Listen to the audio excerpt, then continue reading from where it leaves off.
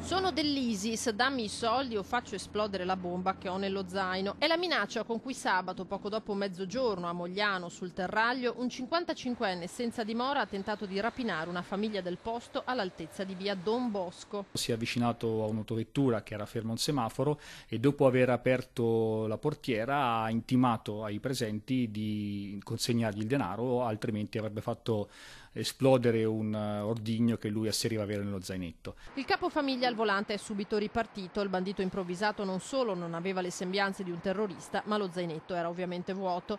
La moglie, che viaggiava sul sedile del passeggero, è scesa e ha indirizzato i carabinieri verso la cattura del malvivente.